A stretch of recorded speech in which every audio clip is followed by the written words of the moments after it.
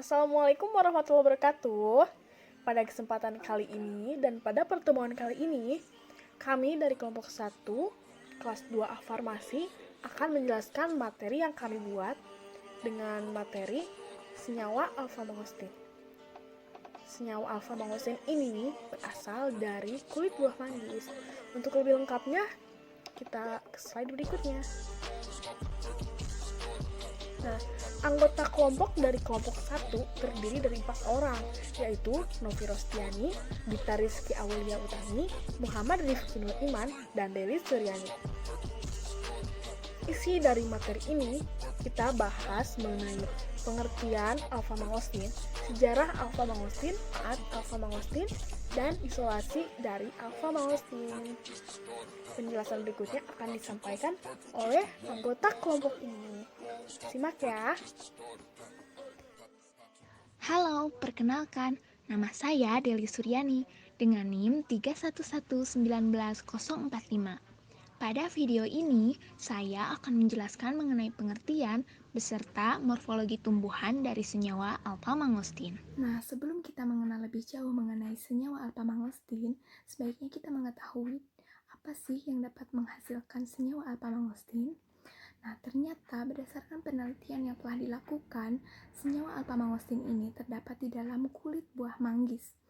Nah, kulit buah manggis atau yang bernama Latin Garcinia mangostanalin ini berdasarkan penelitian yang telah dilakukan menghasilkan santon. Nah, apa kaitannya santon dengan alfa-mangostin? Ternyata alfa-mangostin ini merupakan turunan dari santon. Santon itu apa sih? Nah, santon ini merupakan termasuk ke dalam golongan senyawa flavonoid, di mana dapat menghambat pertumbuhan sel kanker dan memiliki potensi aktivasi antiproliferasi. Nah, apa sih kandungan di dalam santon selain alfa-mangostin? Nah, di dalam santon memiliki kandungan senyawa meliputi mangostin, mangostinol, mangostenon A, mangostenon B, dan juga mangostenon atau gartanin, trafezipolisanton, dan tentunya alfa-mangostin dan senyawa lainnya. Nah, berdasarkan yang telah saya sebutkan tadi, senyawa yang telah ada dalam santon, alfa-mangostin ini merupakan senyawa yang paling banyak terdapat di dalam kulit buah manggis. Nah, dari seluruh senyawa dalam santon, alfa-mangostin merupakan senyawa yang memiliki aktivitas biologi yang baik. Nah, alfa-mangostin ini hanya didapati di dalam buah manggis saja. Garcinia mangostanalin diyakini dapat atau banyak mengandung antioksidan, di mana sifat kompreventif dan juga kemoterapi santon telah banyak diteliti.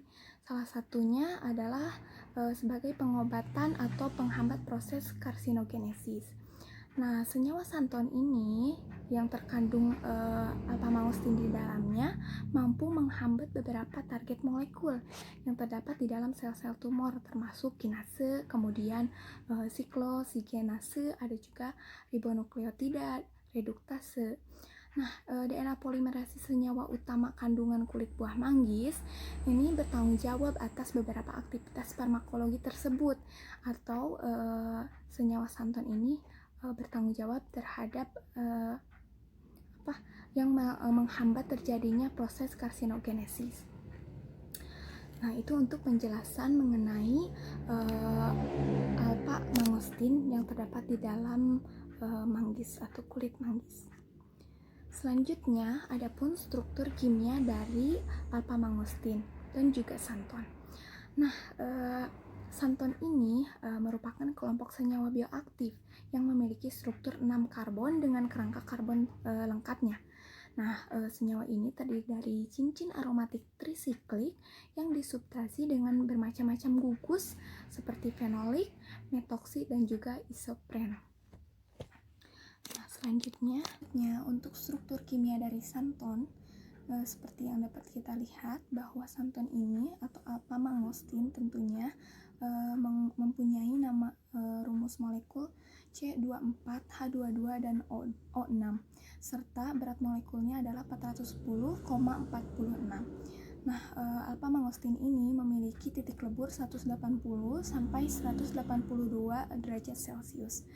Nah, alpha-mangostin berdasarkan penelitian yang telah dilakukan ini, kadar kemurniannya berdasarkan menggunakan HPLC adalah lebih dari 95%, 98%, dan juga 99%. Selanjutnya, adapun morfologi dari tumbuhan manggis atau Garcinia mangostana Linn ini.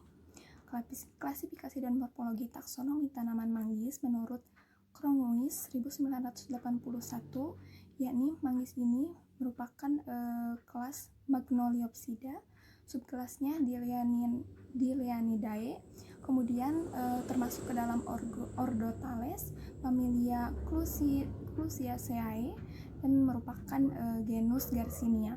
Nah, spesiesnya adalah Garcinia mangostana Linn.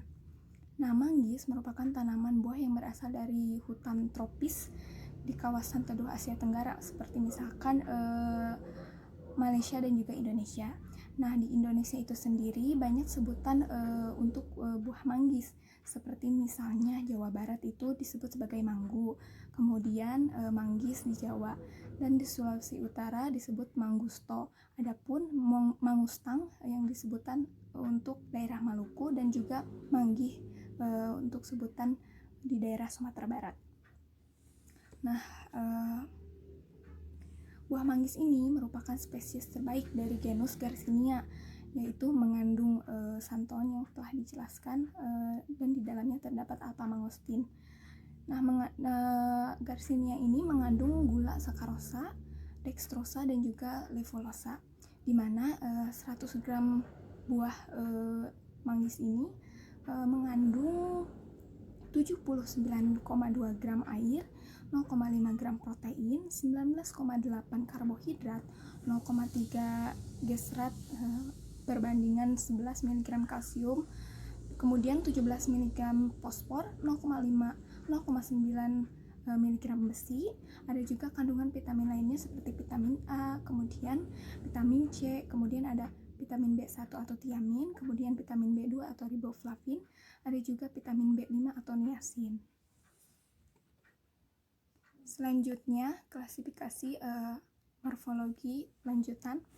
Nah, daging buah manggis ini berwarna putih, bertekstur halus seperti yang tertera pada gambar ya, warna putih dan teksturnya halus, serta rasanya manis bercampur asam sehingga menimbulkan rasa khas dan juga segar. Nah, buah manggis ini dilapisi oleh kulit yang tebal, dan jika dilihat bagian dalamnya itu berwarna ungu seperti yang tertera pada gambar kedua. Nah, kulit manggis ini mengandung senyawa yang rasanya pahit, terutama karena kandungan santon dan juga tanin di dalamnya. Nah, pada kulit manggis ini terdapat pigmen berwarna coklat ungu dan bersifat larut di dalam air. Halo semuanya, perkenalkan nama saya Novi Rostiani dengan NIM 31119012. Di sini saya akan menjelaskan mengenai sejarah dari senyawa alpha-mangostin. Simak baik-baik penjelasan saya ya. Jangan skip video ini. Oke? Manggis dengan nama latinnya yaitu Garcinia mangostana Linn atau GML, dikenal juga sebagai Queen of the Tropical Fruits di luar negeri. Ekstrak kulit GML merupakan sumber santon dan zat bioaktif. Santon merupakan bahan yang terisolasi dari GML, yaitu dari kulit buah yang utuh, batang maupun daunnya, dan ini telah dipelajari secara luas. Pada tahun 1993, seseorang berkebangsaan Jepang bernama Munekazu Linuma berinisiatif untuk mengumpulkan kulit buah manggis dari berbagai pelosok Nusantara. Setelah lumayan terkumpul banyak, kulit manggis tersebut kemudian dibawa ke Gufu Pharmaceutical, Jepang, untuk diteliti.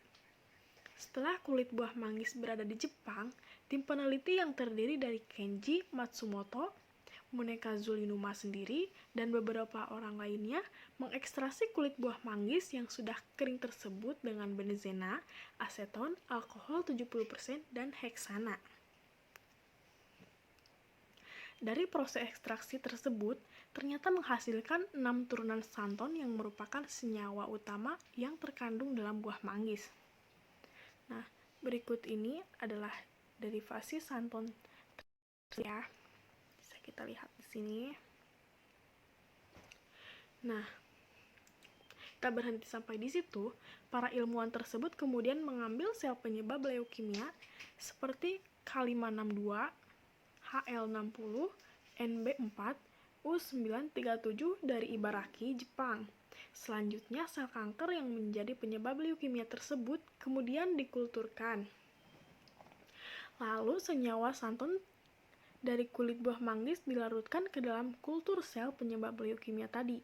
Hasilnya cukup mengejutkan, yakni alpha-mangostin yang merupakan salah satu unsur turunan dari santon berperan dalam memicu proses apoptosis sel leukemia. Hasil penelitian tersebut seolah telah menjadi pemicu untuk memunculkan hasil-hasil penelitian. Hasil penelitian tentang kevalidan kulit buah manggis yang mengandung banyak manfaat. Pasca penelitian oleh tim Monekazu, penelitian lainnya di Swiss menemukan bahwa santon dalam kulit buah manggis mampu mengatasi depresi. Kemudian, sekitar tahun 1996, diadakan 2 penelitian lainnya di Taiwan, di mana penelitian yang satu menemukan bahwa santon berkhasiat dalam mengatasi depresi, dan penelitian lainnya menemukan bahwa santon berperan juga sebagai anti kanker. Di kawasan Oregon, Amerika Serikat, penelitian santon berakhir pada kesimpulan bahwa senyawa yang satu ini ampuh untuk penyakit malaria. Sampai akhirnya pada medio 1997 sampai 2004, penelitian terhadap kulit buah manggis ini dilakukan di berbagai penjuru dunia dan hasilnya sangat beragam. Bermanfaat untuk menyembuhkan tuberkulosis, kanker payudara, diabetes, maupun artritis. Agung Endro Nugroho ialah salah satu ilmuwan Indonesia yang melakukan penelitian terhadap kandungan dan khasiat kulit buah manggis. Hasil temuannya memperlihatkan bahwa kulit manggis mengandung setidaknya 50 senyawa santon yang memiliki sifat antioksidan, anti-alergi, anti-tumor, antihistamin, dan antiinflamasi.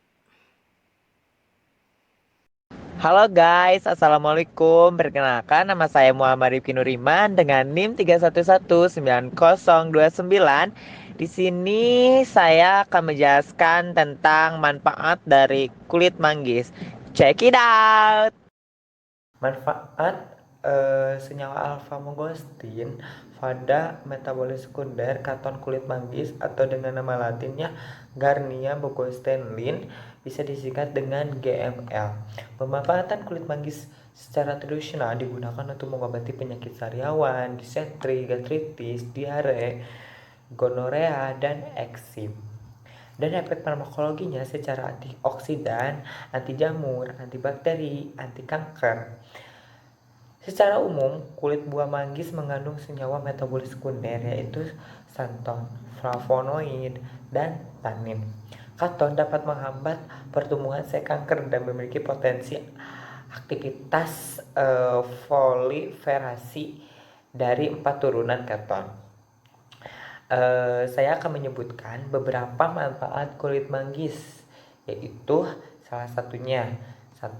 Menjaga kesehatan jantung. Kulit manggis tersebut mampu menjaga kesehatan sekaligus menyembuhkan beragam jenis penyakit, termasuk jantung koroner.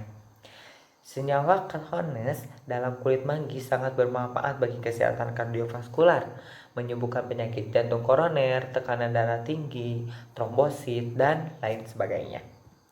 Kandungan katones dalam kulit manggis juga berfungsi melancarkan pembuluh darah sehingga akan menyusutkan tumpukan lemak dalam darah yang menjadi pemicu dari penyakit jantung koroner ini. Yang selanjutnya yaitu mencegah kanker. Tak hanya menjaga kesehatan jantung saja, senyawa katones dalam kulit manggis dipercaya mampu menangkal radikal bebas penyebab dari kanker. Kandungan antioksidan dalam kulit manggis juga dapat mencegah proliferasi sel kanker. Kandungan ini bahkan sangat dianjurkan bagi pengidap kanker sambil dibarengi dengan kemoterapi dan radioterapi. Yang ketiga yaitu untuk meningkatkan kekebalan tubuh. Untuk meningkatkan kekebalan tubuh, kulit manggis dipercaya kaya akan dengan vitamin C-nya. Berperan penting dalam menjaga sistem kekebalan tubuh manusia. Nutrisi tersebut akan membuat tubuh tidak mudah terserang penyakit ataupun bakteri ataupun virus. Cangkang buah ini juga memiliki senyawa antimikroba yang sangat efektif terhadap Staphylococcus aureus. Kandungan tersebut terbukti mampu meningkatkan kekebalan tubuh manusia. Yang selanjutnya yaitu mengatasi diabetes. Manfaat kulit manggis juga dapat mengatasi diabetes. Kulit manggis memiliki kemampuan mengontrol kadar gula darah. Kulit manggis mengandung rendah kalori yang aman bagi pengidap diabetes. Namun, Anda tidak bisa meminum rebusan air manggis saja. Anda juga perlu mengimbanginya dengan pola hidup sehat. Caranya dengan mengkonsumsi buah dan sayur. Assalamualaikum. Halo guys. Annyeonghaseyo. Perkenalkan, nama saya Dita Rizky Aulia Utami dengan NIM 31119024. Saya dari kelas 2 Farmasi. Di sini saya akan menjelaskan materi tentang isolasi dari senyawa alfa mangostin. Jangan lupa diperhatikan ya. Isolasi senyawa alfa mangostin pada kulit buah manggis telah banyak dilakukan dengan prosedur yang berbeda-beda. Apa yang disebut dengan isolasi? Isolasi adalah suatu cara untuk mengambil satu senyawa aktif yang terdapat di dalam tanaman untuk mengetahui senyawa yang berkhasiat dalam tanaman tersebut. Secara umum, isolasi metabolit sekunder dari suatu tumbuhan terdiri atas beberapa tahapan, yaitu penyiapan simplisia atau sampel, ekstraksi, fraksinasi, pemurnian, dan karakterisasi senyawa isolat. Jadi, tahapan isolasi pada senyawa alfa mangostin yaitu dilakukan dengan pembuatan simplisia, ekstraksi reflux, pemurnian ekstrak dengan rekristalisasi yang nantinya isolat akan dimonitoring dengan kromatografi lapis tipis atau KLT. Selanjutnya dilakukan uji titik leleh dan kemudian dilanjutkan dengan identifikasi spektrofotometri FTIR. Nah, seperti apa sih yang lebih jelasnya mengenai isolasi dari senyawa alfa mangostin? Kulit buah manggis yang matang dan segar dirajang hingga menjadi potongan kecil dan dikeringkan untuk menghilangkan kadar air dalam sampel, kemudian diblender hingga berbentuk serbuk untuk memperluas permukaan sampel. Serbuk kulit buah manggis selanjutnya diekstraksi menggunakan metode reflux.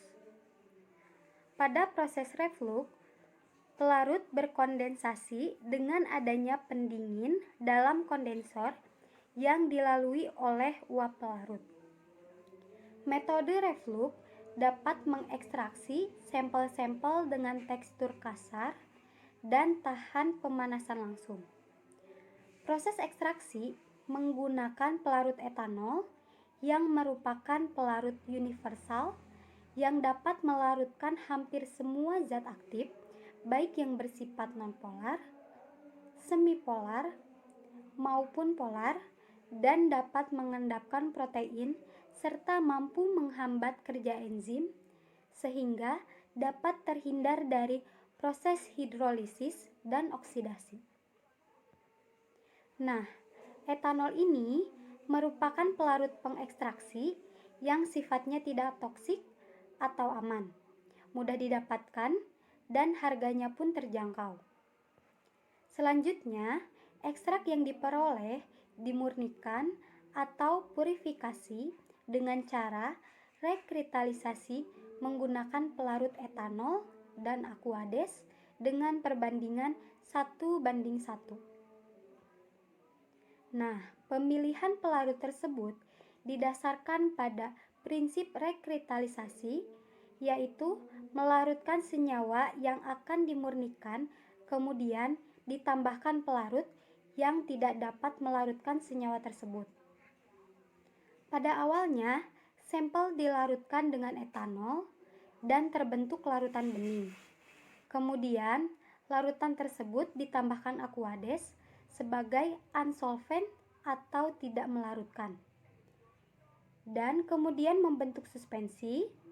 Selanjutnya didinginkan pada suhu 4 derajat Celcius untuk mempercepat dan memperbanyak terbentuknya kristal. Lalu, kristal dan cairan dipisahkan dengan cara disaring menggunakan kertas saring. Nah, kristal yang terbentuk nantinya dimonitoring dengan kromatografi lapis tipis atau KLT menggunakan eluen kloroform. Setelah terbentuk satu spot atau bercak pada KLT, kristal dikeringkan lalu ditimbang. Nah, randemen alfa mangostin tersebut atau senyawa isolat berupa serbuk kuning selanjutnya diuji titik lelehnya menggunakan alat pengukur titik leleh. Selanjutnya, diidentifikasi menggunakan data spektroskopi FTIR. Pada spektrum IR atau infrared menunjukkan serapan-serapan yang khas untuk beberapa gugus fungsi. Berdasarkan analisa data infrared, dapat diketahui bahwa senyawa isolat memiliki gugus karbonil terheklat, gugus hidroksil bebas, gugus CH, alifatik, dan sistem aromatik yang sesuai dengan kerangka Santon, dan senyawa tersebut memiliki kesamaan struktur dengan senyawa alfa mangostin. Thanks for watching. Wassalamualaikum warahmatullahi wabarakatuh.